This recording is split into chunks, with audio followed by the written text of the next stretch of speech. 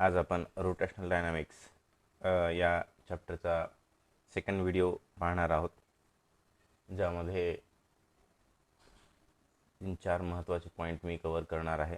Centripetal force, centrifugal force आणि velocity of vehicle along horizontal curved road. चला तर मग सुरुवात करूया. फर्स्ट पॉईंट आहे सेंट्रिपिटल फोर्स. CPF असं आपण शॉर्टमध्ये त्याला लिहू शकतो. पॉईंट वाईज सगळं एक्सप्लेनेशन पाहूया सेंट्रिपिटल फोर्सचं, त्याच्यानंतर त्याचे एक्झाम्पल्स पाहूया. ठीक आहे. फर्स्ट पॉईंट आहे डेफिनेशन कवर करेल यामध्ये आपण. The force acting on particle performing circular motion along radius toward centre is called centripetal force. महत्त्वाचा शब्द आहे, लक्षात ठेवा कोणता. जेव्हा पार्टिकल सर्क्युलर मोशन करत असतो त्यावेळेसच जो फोर्स अप्लाय होतो पार्टिकलवर आणि ज्याची दिशा ही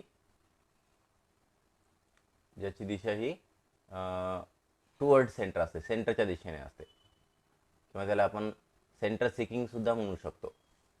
ठीक आहे. सर्क्युलर मोशन करणाऱ्या पार्टिकलवर जो फोर्स अप्लाय होतो आणि सेंटरच्या दिशेने असतो अलॉंग रेडियस, त्याला सेंट्रिपिटल फोर्स असं म्हणतात. ठीक आहे. पुढे जाऊया. सेकंड पॉईंटमध्ये त्याचं एक्सप्रेशन पाहूया. सेंट्रिपिटल फोर्स आहे तर त्याचा काय फॉर्म्युला बनेल. The acceleration responsible for circular motion is a centripetal or radial acceleration. माहिती आपण मागच्या व्हिडिओमध्ये पाहिलं होतं.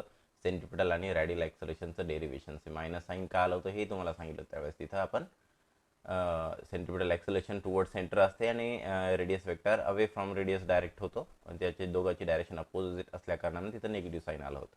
ठीक आहे. द फोर्स ॲक्टिंग, आता ॲक्सलेशन म्हणल्यावर फोर्स येणार. The force acting force providing this acceleration is centripetal or radial force. radial force सुद्धा मिळू शकतो. CPF असं नाव याला इथं तेच लिहिलं आपण वरचं. Minus omega square M omega square R bar. हे कसं आलं आहे आता, हे जनरल फॉर डेरिव्हेशन आहे, मी तुम्हाला इथं लिहून दाखवतो बा. हे रिलेशन कसं बोलायचं. आपलं ॲक्सलेशन माहीत झालं, रॅडियल ॲक्सलेशन माहीत झालं आपल्याला. सो आपलं बेसिक रिलेशन आहे force equals to F equals to M into A, mass into acceleration. ठीक आहे. आता इथं फोर्स कोणता आहे आपला, CPF आहे, सेंट्रिपिटल फोर्स आहे. आणि mass of that particle performing circular motion suppose it is M. आणि ॲक्सलेशन कोणता आहे आता इथं, रॅडियल ॲक्सलेशन आहे. हे ॲक्सलेशन इथं काय रिप्लेस करणार आहे आपण, रॅडियल ॲक्सलेशन डेरिव्हेशनवर लिहून आहे this way. So it is, हे मायनस समोर लिहूया, ओमेगा स्क्वेअर अँड हे आर बार. इथं असं बनतं आहे. हे CPFचा फॉर्म्युला जो की इथं लिहिला गेला आहे. ठीक आहे. This is the expression for vector फॉर्ममध्ये फॉर्म्युला आहे हा सेंट्रिपिटल फोर्ससाठी. ठीक आहे. पुढचा पॉईंट पहा. थर्ड पॉईंटमध्ये काय लिहिलं आहे आपण, द मॅग्निट्यूड ऑफ, मग आता हे वेक्टर फॉर्ममध्ये होता तर मॅग्निट्यूड काय आहे, म्हणजे इथं आपण त्याची दिशा पाहिजे. दिशा तर तुम्हाला अगोदर सांगितली मी, सेंट्रिपिटल फोर्सची डायरेक्शन काय आहे, towards the centre. Force vector quantity आहे म्हणल्यावर डायरेक्शन माहीत झाली आपल्याला. मॅग्निट्यूड काय, सेंट्रिपिटल फोर्स मॅग्निट्यूड हे इथं माहीत होतं आपल्याला. Magnitude of centripetal force is. ठीक आहे. these three relations gives the magnitude of centripetal force. आता हे कसे म्हणले, एक तर रिलेशन, आता हे माहिती आहे वेक्टर फॉर्म म्हणून याच्यातली डायरेक्शन काढून टाका, मी मायनस साईन काढून टाका. सो विल गेट CPFचं मॅग्निट्यूड काय होणार आहे, it is M omega square R. हे एक झाला जे की ते लिहिलं आहे. आता हे दोन बाकीचे कसे बनलेत, रिलेशन यूज केलं आहे, इंटर रिलेशन्स व्ही आणि ओमेगामधलं रिलेशन यूज केलं आहे. तर आपल्याला यांच्यामध्ये वेगळ्या रूपामध्ये कन्व्हर्शन्स लिहिता येतील. आपलं रिलेशन माहीत आहे, V equals to R omega. ठीक आहे. हे रिलेशन वापरा या रिलेशनमध्ये, तर आपल्याला हे दोन वेगळे फॉर्म तयार होऊन जातील. हाऊ इट इज, हे मागच्या व्हिडिओमध्ये तुम्हाला मी क्लिअर केलं होतं. हे रिलेशन ॲज अ होमवर्क म्हणून तुम्ही काय करा, हे रिलेशन इथे या रिलेशनमध्ये यूज करा. व्हीची किंमत एकदा ठेवा, सॉरी एकदा आरची किंमत रिप्लेस करा, इथून आरची किंमत काढा आणि इथं रिप्लेस करा आरच्या ठिकाणी, तुम्हाला हे रिलेशन तयार होऊन जाईल, हे मिळेल. ठीक आहे. आणि एकदा ओमेगाची किंमत काढा आणि ती किंमत या इथं ठेवा ओमेगाच्या ठिकाणी, तुम्हाला हे रिलेशन मिळून जाईल. मागच्या व्हिडिओमध्ये तसं मी क्लिअर केलं होतं, ते सगळं पाहून घ्या. मीन्स हे काय झाले, 3 वेगळे स्ट्रक्चर झाले जे की आपल्याला मॅग्निट्यूड सेंट्रिपिटल फोर्स क्लिअर करतात. ठीक आहे, चला मग पुढचा पॉईंट पाहूया. 3 पॉईंट झाले. शॉर्ट नोट जर आली 2 मार्कासाठी तुम्हाला 2 मार्क्स क्वेश्चन बनवला जाऊ शकतो याच्यावर. काय डिफाईन सेंट्रिपिटल फोर्स किंवा एक्सप्लेन सेंट्रिपिटल फोर्स किंवा define and give examples of centripetal force वगैरे, तर ते तुम्हाला लिहिता यावेत. मॅग्निट्यूड काय आहे, हे फॉर्म्युला काय वेक्टर फॉर्ममध्ये काय आहे, दिशा काय असते वगैरे. होता पॉईंट लास्ट आहे. In circular motion the resultant of all real forces acting upon the body towards the center is a centripetal force. असे आपण बोलू शकतो काय की सर्क्युलर मोशन करताना बॉडीवर जेवढे फोर्स अप्लाय होतात, all type of real forces, त्या सगळ्याचं जे रिझल्टंट बनते ना, ते सगळं टोटल रिझल्टंट जो असतो तो सेंटरकडे जर ॲक्ट होत असेल ना, तर त्याला सेंट्रिपिटल फोर्स असं म्हणतात. Acting upon the body toward center, तर it is a result. Means आपण असं बोलू शकतो, centripetal force is a resultant of all real forces acting on a body in a circular motion. ठीक आहे, एक्झाम्पल्स पहा. 2-3 एक्झाम्पल क्लिअर करूया आपण इथं. एक्झाम्पल चांगले पाहून घ्या. मी काही ॲनिमेटेड व्हिडिओ थ्रू तुम्हाला ते क्लिअर करणार आहे. एक्झाम्पल 1 आहे, for the motion of vehicle around turn road the frictional force, FF असं नाव दिलं आपण, force of friction. This is force of friction between road and vehicle provides necessary centripetal force. Road आणि जे गाडीचे जे टायर्स असतात त्यामध्ये जे घर्षण होते, त्या घर्षणामुळं इथं टर्नवरून जाताना गाडीला सेंट्रिपिटल फोर्स प्रोव्हाइड केला जातो.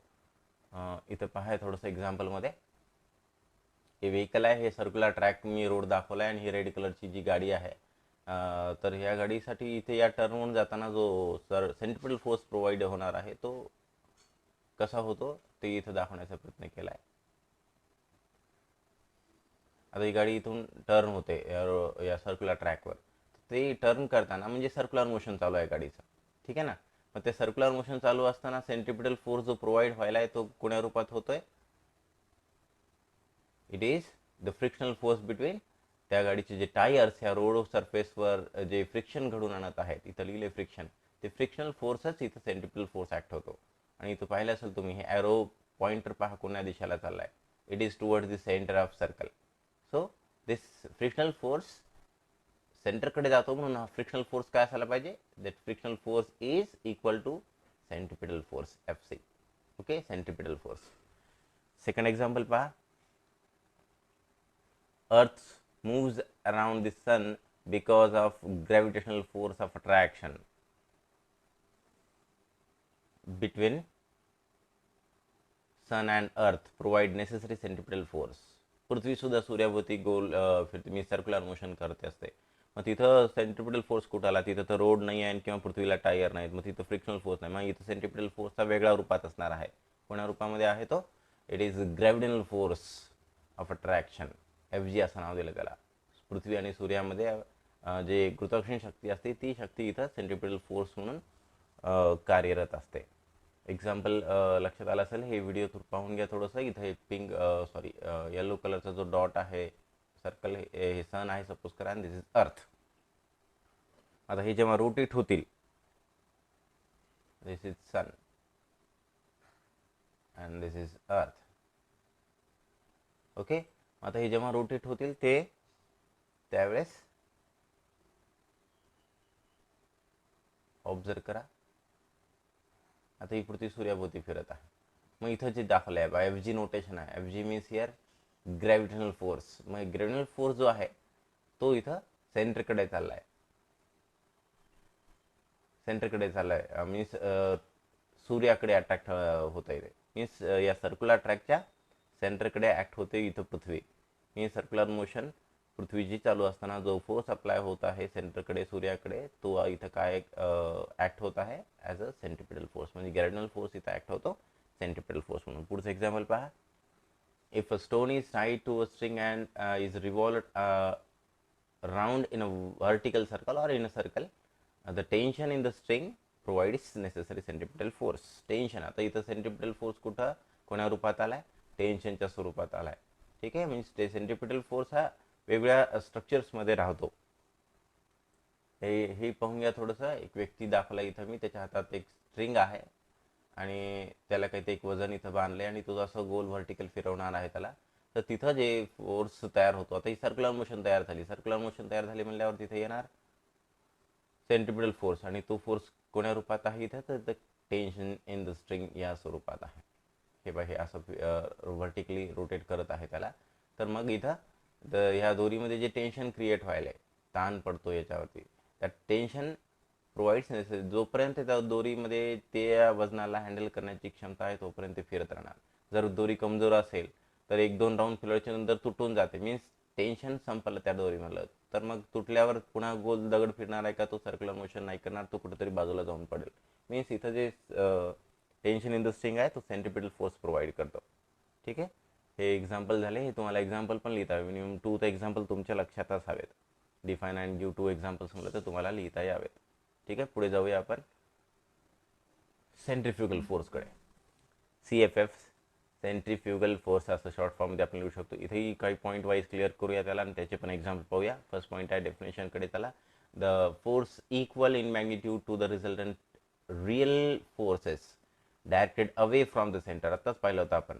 सेंट्रिपिटल फोर्सचं पण सांगितलं होतं काय, the resultant of all real forces acting on the body towards the center, that resultant is called as centripetal force. ठीक आहे, मग इथं तेच आहे, force equal in magnitude to the resultant real force directed away from the centre. इथं फक्त फरक पडला काय, दिशेचा फरक पडलाय. Directed away from the centre, centre पासून दूर, इज सेंट्रिफ्युगल फोर्स. ओके, मग याचा फॉर्म्युला काय बनला आहे, डेरिवेशन पहा. FCCला कसं लिहिलं गेलं इथं, तेच रिलेशन आहे, फक्त दोघांमध्ये फरक काय, मॅग्निट्यूड त्याचं आणि या फोर्स मीन्स सेंट्रिपिटल फोर्स आणि सेंट्रिफ्युगल फोर्स सारखंच आहे. It is resultant of all real forces acting on a body in a circular motion. तिथंही तेच होतं, इथंही तेच, फक्त त्याची दिशा बदलती. ती काय होती, त्याची दिशा, सेंट्रिपिटल फोर्सची दिशा काय होती, टुवर्ड्स द सेंटर होती. त्या ह्याची दिशा काय होती, सेंट्रिपिटल फोर्सची टुवर्ड्स द सेंटर होती. हा कोण होता, CPF. ओके, आणि हा जो दुसरा काढत आहे आपण अवे फ्रॉम द सेंटर, हा आहे CFF. फक्त दिशेमध्ये फरक आहे. दोघाचा फॉर्म्युला, दोघाचं मॅग्निट्यूड सारखंच आहे. मॅग्निट्यूड काय बनेल, m²r. हे बनेल दोघाचं मॅग्निट्यूड. दोघाची ताकद तेवढीच आहे, दोघाची किंमत तेवढीच आहे, but they are acted in a opposite direction. मग फॉर्म्युल्यात काय फरक पडला, त्याचा काय फॉर्म्युला होता, CPFचा फॉर्म्युला होता -m²r². मग याचं काय बनलं बघा, फरक कुठं दिसतो तुम्हाला, साईनमध्ये. मीन्स डायरेक्शन चेंज झाल्या कारणानं वेक्टर क्वांटिटीमध्ये प्लस मायनसचा फरक पडणार आहे, त्यामुळं इथं पॉझिटिव्ह साईन येणार आहे. क्लिअर झालंय की प्लस काय साईन लिहिल्या गेले इथं. पुढे पहा, centrifugal force is a passive force. हे महत्त्वाचं लक्षात ठेवा. फ्रॉम मीन्स पेसिव्ह फोर्स म्हणजे रिअल फोर्स नसतो तो, force rising due to the centripetal acceleration of frame of reference.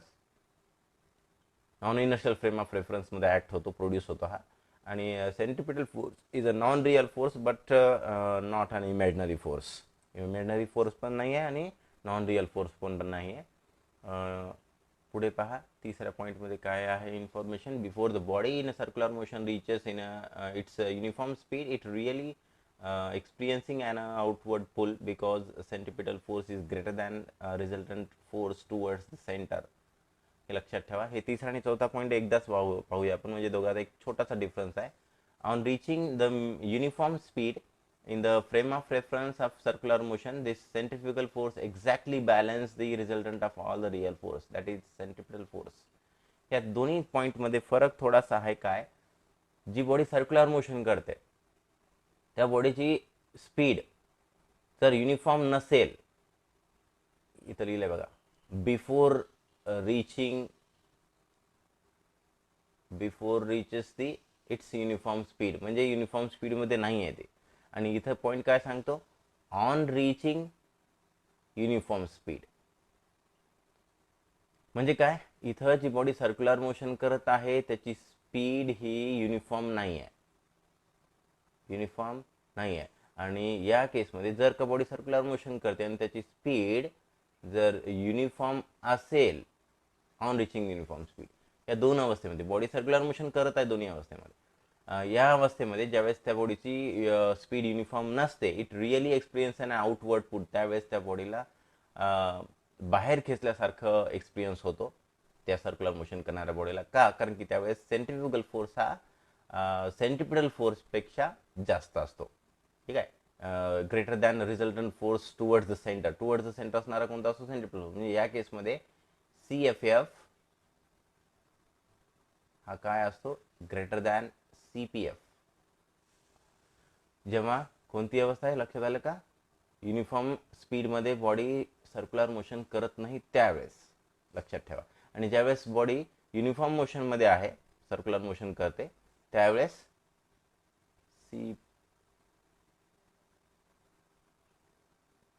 CFF म्हणजे हा सेंट्रिफ्युगल फोर्स आणि CPF हे दोन्ही काय असतात? इक्वल असतात. इथं लिहिले पहा, exactly balance.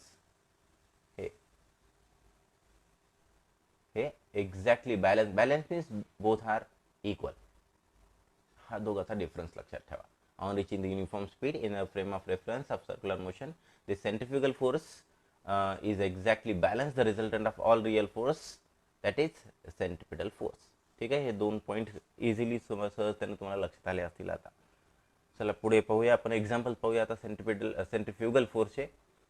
A passenger in a bus taking a turn along curved road experiences a centrifugal force which tries to push them in outward direction. हा जनरल एक्सपिरियन्स आहे. तुम्ही पण अनुभवला असेल हे. जेव्हा एखाद्या वाहनामध्ये आपण जातो आणि अचानक जर टर्न झाला गाडी जर वळण घेत असेल, त्यावेळेस त्यातले पॅसेंजर हे एका अपोजिट डायरेक्शनला वळण लेफ्ट साईडला जात असेल गाडी, तर आपण राईट साईडला झुकल्यासारखे होतो. तर तो जो फोर्स आहे ना, it is a centrifugal force. Example पहा, इथेही दाखवलं एका व्हिडिओ थ्रू आपण. हा पॅसेंजर आहे. ड्रायव्हर जेव्हा गाडीला ऑब्झर्व करा की इकडल्या साईडला वळवतो, त्यावेळेस हा पॅसेंजर या साईडला आउटवर्ड पुश त्याला फील व्हायला लागतो.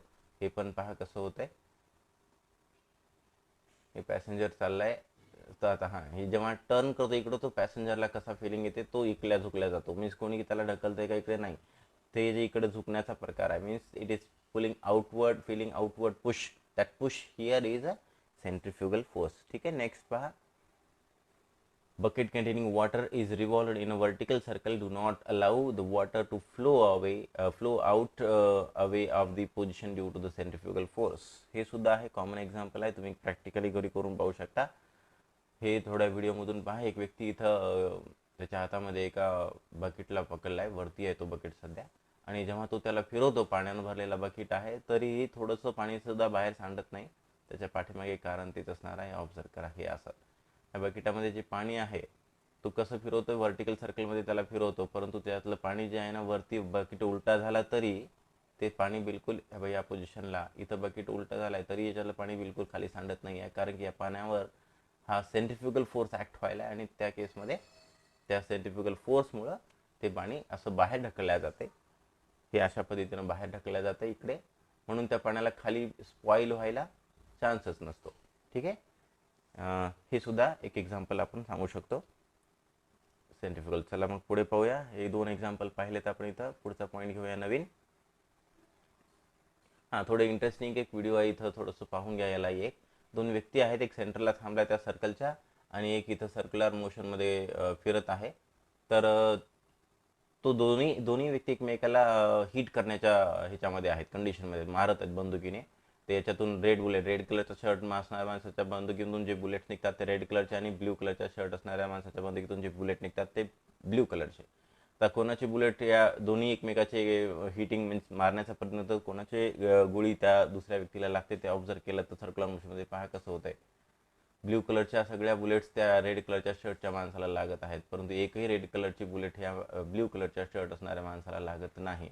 कारण शोधत बसा. याच्या कारण आता जे दोन्ही आपण फोर्स शिकलो आपण, ते फोर्सच याच्या पाठीमागे कारण आहेत. ठीक आहे. चला तर मग पुढचा पॉईंट पाहूया. त्या अगोदर थोडंसं माहिती तुम्हाला असं असावी म्हणून हे दोन इमेजेस पहा.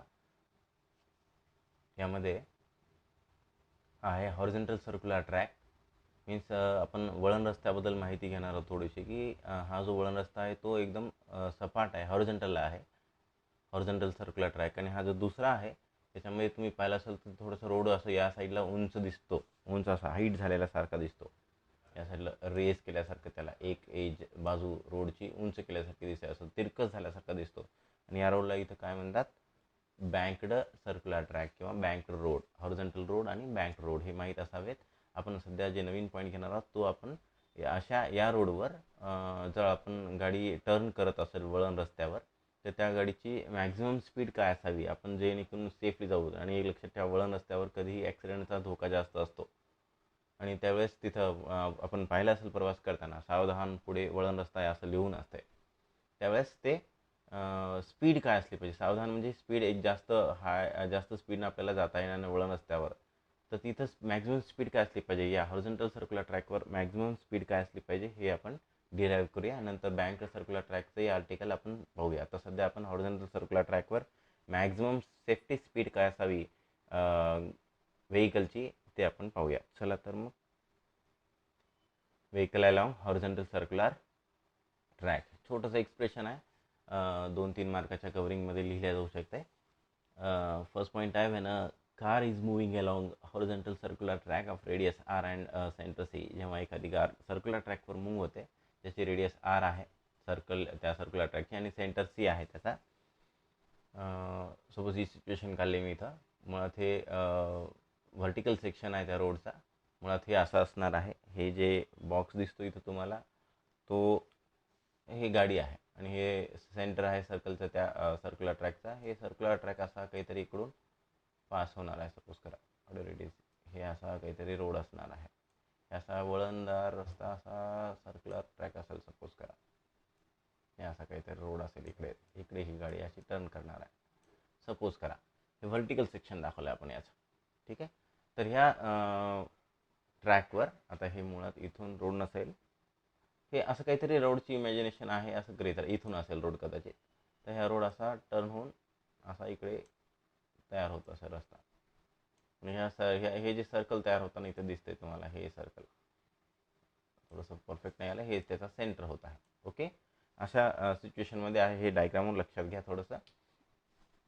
मग ही जेव्हा गाडी टर्न करते या सर्क्युलर ट्रॅकवरून, त्यावेळेस त्या गाडीची मॅक्झिमम स्पीड काय असावी, जेणेकरून तिथं गाडी स्किड नाही व्हायला पाहिजे, पलटी नाही खाल्ली पाहिजे, स्लिप नाही झाली पाहिजे, यासाठीचं एक्सप्रेशन आपल्याला इथं पाहायचं आहे. थोडंसं डायग्रामला नीट पाहून घ्या. गाडी हे आहे, या गाडीवरचे जे काही नोटेशन दिसते इथं बाजूला सगळे ते पाहून घ्या. mg is a weight of that vehicle, N is normal reaction. Normal reaction तुम्हाला माहीत असावी, हे रोड अप्लाय करतो त्या गाडीवरती नॉर्मल रिॲक्शन अपवर्ड डायरेक्शनला. आणि हे F S means frictional force आहे, static frictional force. And this is C is center of that circular track and R is the radius of that road. Okay, second पॉईंटमध्ये पहा, हे नाव लक्षात आहे, N normal reaction, M G weight, आणि हे दोन्ही अपोजिट डायरेक्शनला आहेत. ऑब्झर्व करा थोडीशी गोष्ट इथं समजून सांगतो आत्ताच मी. हे एन आणि हा जो एम जी आहे, weight M G and that is M G, हे दोन्ही काय असला पाहिजे, इथं इक्वल असायला पाहिजेत. Weight M G and N both are equal in. का इक्वल, कारण की गाडी एकतर अपसाईडही जात नाही आहे आणि पृथ्वीच्या मध्ये किंवा खाली पण जात नाही आहे. मीन्स हे दोन्ही फोर्स एकमेकाला काय केले पाहिजे, balance. Weight M G and N both are equal. And this F S काय होतोय, हा फोर्स इकडे दिसतो, डायरेक्शन त्याची इथं दिसते बघा, डायरेक्शन सेंटरकडे चालला आहे, म्हणून हा फोर्स काय असायला पाहिजे, एफ एस काय प्रोव्हाइड करतो, सेंटरकडे जाणारा फोर्स कोणता असतो, सेंट्रिपिटल फोर्स. म्हणून हे एक रिलेशन लक्षात ठेवा. आता हे बस हे दोनच पॉईंट आहेत, ह्या दोन पॉईंटलाच आपल्याला पुढे कंटिन्यू करायचं आहे आणि आपण आपल्या रिक्वायर्ड डायरेक्शनपर्यंत जाणार आहोत. चला पाहूया कसं होतं. सेकंड पॉईंटमध्ये पहा, force acting on the car are. त्या कारवर फोर्स ॲक्ट व्हायला 3 फोर्स दाखवले मी तुम्हाला आत्ताच, डायग्रामला पाहिलं तुम्ही तर 3 फोर्स होते. एक होता अपवर्ड डायरेक्शनला, कोणता लक्षात ठेवा सहज, एन. एक होता डाऊनवर्ड डायरेक्शनला एम जी, आणि एक होता सेंटरकडे जाणारा एफ एस. 3 फोर्स ॲक्ट व्हायला, ठीक आहे ना. पहा, weight M G vertically downward, हा force weight M G vertically downwards, ठीक आहे. दुसरा फोर्स कोणता आहे, normal reaction N vertically upward which that balances the weight. मी तेही सांगितलं होतं आता डायग्रामच्या बाजूला की N equals to M G, we call it is equation 1. आणि तिसरा फोर्स होता कोणता, force of static friction Fs between road and tires. This static friction this is static friction because it prevents the vehicle from outward skidding or slipping. या static friction आहे कारण की त्याच्यामुळं ते टायर्स आणि रोडमध्ये जे फ्रिक्शन होते ती गाडी त्याकडे आउटसाईडला स्कीड होणार नाही, यासाठी याला स्टॅटिक फ्रिक्शन असं म्हणलंय. This is the resultant force which is centripetal. Centripetal का होलं कारण की त्याची दिशा सेंटरकडे होते. It balances the centrifugal force. आणि तो कोणाला बॅलन्स करतो, किंवा सेंटरकडे जाणार असल्या कारणानं त्याला आपण काय लिहिलं होतं, CPF लिहिलं होतं. आणि CPFचा मॅग्निट्यूडचा फॉर्म्युला माहिती आहे आपल्याला, mv²/r. हे mv²/r. मी तिथं काय लिहिलं होतं डायग्रामच्या बाजूला, that Fs is equals to CPF असा लिहिला होता. करेक्ट का. तो CPFचा फॉर्म्युला इथं लिहिला मॅग्निट्यूडचा. दिस इज mv²/r. ठीक आहे. इक्वेशन 2. आता या दोन्ही इक्वेशनला अटॅच करूया, लिंक करूया, आणि आपल्याला काढायचे काय आहे, मॅक्झिमम स्पीड अलॉंग दिस हॉरिझॉन्टल कर्व रोड. आपल्याला इथं स्पीड मिळते बघा, व्ही मिळतो आपल्याला. हे या व्हीची किंमत काढायची म्हणजे स्पीड काढायची आपल्याला. ठीक आहे. म्हणून या दोन्ही इक्वेशनला आपल्याला लिंक करावं लागेल. डिवायडिंग इक्वेशन 2/1 डिवाइड करा दोन्ही इक्वेशनला. वी गॉट दिस. सहजतानं आहे, थोडंसं सिम्प्लिफाय डिवाइड करून दाखवतो तुम्हाला वाटलं तर इथं मी फास्टमध्ये. That is Fs divided by N equals to, Fsची किंमत काय, mv²/r, आणि याची किंमत काय एनची, mg. So mm get cancel. We got this as v²/r, खालील डिमल्टिप्लाइड मध्ये g सोबत, that is this we get Fs/n equals to v²/r. ठीक आहे. We call it equation 3. आणि तिसऱ्या लास्ट पॉईंटमध्ये पहा, for given track radius r is constant. आता त्या सर्क्युलर ट्रॅकसाठी रेडियस बदलणार नाही आहे, त्या गाडीचं वेट बदलणार नाही आहे. वेट मीन्स त्याला बॅलन्स करणारा नॉर्मल डायरेक्शन होता तो सुद्धा बदलणार नाही. मीन्स दिस 3 टर्म्स आर कॉन्स्टंट. कोणते कोणते टर्म्स कॉन्स्टंट झालेत, आर, हे mg आणि हे n. Okay. These 3 terms are constant for a given vehicle and for a given circular track. Thus the speed v increases. The speed, as the speed increases, the speed वाढत जाईल, the force of static friction also increases. परंतु static friction किती वाढू शकते का, but it has an upper limit. त्याची वाढण्याची एक विशिष्ट लिमिट असायला पाहिजे. स्पीड वाढलं तर फ्रिक्शन वाढणार आहे, परंतु फ्रिक्शनल फोर्स एका लिमिटपर्यंत वाढतो. मीन्स जो फ्रिक्शनल फोर्स इथं वाढलेला आहे मॅक्झिमम बनू शकतो किती, इट इज दिस. हे लक्षात ठेवा, मॅक्झिमम आहे हा. मीन्स फ्रिक्शनल फोर्स हा मॅक्झिमम किती असू शकतो, that is μs into n. That is frictional force is maximum किती असू शकतो, μs into n. Maximum value आहे इथं लिहिलं आहे बघा कॉन्सेप्ट. याच्यापेक्षा जास्त नसतो, लक्षात ठेवा. ह्या केसला पुढे आपण यूज करणार आहे. यापेक्षा याच्यापेक्षा कमी असू शकतो दॅट फ्रिक्शनल फोर्स. आता इथं कसं लिहिलं मी, Fs is less than or equal to that μs into n. याच्यापेक्षा कमी किंवा इक्वल असू शकतो, परंतु हा फ्रिक्शनल फोर्स हा या क्वांटिटीपेक्षा μs इंटू n या क्वांटिटीपेक्षा ग्रेटर नसतो. दिस इज रॉंग. ग्रेटर नसतो. ओके. इक्वल असू शकतो, मीन्स मॅक्झिमम एवढा असू शकतो आणि त्यापेक्षा कमी होऊ शकतो, बट जास्त असू शकणार नाही. लक्षात ठेवा, पुढच्या पॉईंटमध्ये याचं थोडंसं काम पडणार आहे आपल्याला. Means maximum static friction is μs into n. आता हे μs काय आहे, हे μs काय आहे, μs is what it is called coefficient of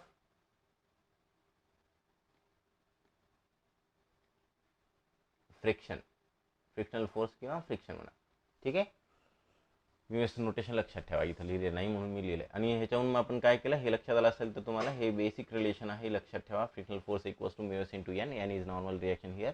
therefore we finalise this relation as μs equals to static frictional maximum static frictional force divided by normal reaction. We call it as equation 4. This imposes an upper limit of speed. आताच पाहिलं की एक speed increase झाली तर frictional force वाढणार, परंतु एका limit पण येणार. मग त्या लिमिटेड मॅक्झिमम फ्रिक्शनल फोर्ससाठी एक मॅक्झिमम स्पीड पण असायला पाहिजे. We call it as maximum speed V max. ठीक आहे, this impose upper limit to the speed V max. Maximum friction असताना मॅक्झिमम स्पीड असते आणि ती स्पीड आपण इथं लिहिली आहे V max. From equation 3 and 4, म्हणजे इक्वेशन 3 आणि 4ला अटॅच करा, आता पुन्हा लिंक करा. इक्वेशन 3 कोणतं होतं मागच्या स्लाईडमध्ये तुम्हाला रिवाईज थोडंसं बॅक साईड व्हिडिओला करा आणि पहा, तर तुम्हाला इक्वेशन 3 माहीत होऊन जाईल. काय होतं इक्वेशन 3? इक्वेशन 3 इथं लिहूया आपण. F S by N equal to V square by R G. ठीक आहे, हे होतं इक्वेशन 3. आता या थ्रीमध्ये पहा, ही साईड लेफ्ट हँड साईड, दोन्ही इक्वेशन 3 आणि 4ची लेफ्ट हँड साईड सारखीच आहे दिस वे. मग राईट हँड साईड सारखी असायला पाहिजे. सारखी कुठे आहे सर? इथं तर एफ एस मॅक्स लिहिलं आहे आपण, इथं एफ एस लिहिलं आहे फक्त. इथं मॅक्झिमम फ्रिक्शनल फोर्स आहे, इथं तर नाही आहे. मग चला याला रिफ्रेश करून घेतो, तसं दाखवतोच क्लिअर तुम्हाला. आता ती काय लिहिता येईल, आपण याला पण मॅक्झिमम लिहिलं, हे ब्रॅकेट आहे, this is max, means F S maximum झाला डिवायडेड बाय एन. आता मॅक्झिमम फ्रिक्शनल फोर्स असेल त्यावेळेस स्पीड पण काय असते आता सांगितलं आहे आपण. This imposes means maximum frictional फोर्समुळं मॅक्झिमम स्पीड असते, म्हणून इथल्या व्हीला काय लिहिणार आहे मी आता? V max square divided by R G. मग हे झालं सपोज करा, याला म्हणूया आपण इक्वेशन 3. आणि हे असं, ही झाली right hand left hand side. आता हे दोन पहा, हे दोन साईड पहा, इक्वेशन 3 याला म्हणायला तो आपण इक्वेशन 3 आत. ठीक आहे, मग आता पहा, आता दोन्ही सारखे जसे काय F S max by N, इथे आहे F S max by N. मग हे दोन्ही इक्वेशनमध्ये लेफ्ट हँड साईड सारखी, तर मग राईट हँड साईड सारखी असायला पाहिजे. इथं राईट हँड साईडमध्ये कोण आहे? Mu S. बघा इथं लिहिलं गेला फ्रॉम इक्वेशन 3 अँड 4, हे इथं लिहिलं आहे म्यू एस. आणि इथं कोण आहे राईट हँड साईडमध्ये? V max square by R G. मग इथं लिहिलं गेला V max square by R G. ठीक आहे, मग हे रिलेशन कळालं तुम्हाला की इक्वेशन 3 अँड 4ला कसं अटॅच केलं. Mu S equals to V max square by R G. And finally त्याला आपण असं लिहू शकतो काय, व्ही मॅक्स इक्वल्स टू, हे आर जी इकडे ट्रान्सपोर्ट केलं, थोडंसं सिम्पल असं कॅल्क्युलेशन्स दिसतं मॅथमॅटिक्स, आणि स्क्वेअर नको यासाठी स्क्वेअर रूट टाकला गेला. मग फायनली हे काय एक्सप्रेशन झालं, V max equals to under root mu S into R G. This is maximum speed along horizontal circular track. ठीक आहे, हे आर्टिकल इथं संपलं आहे.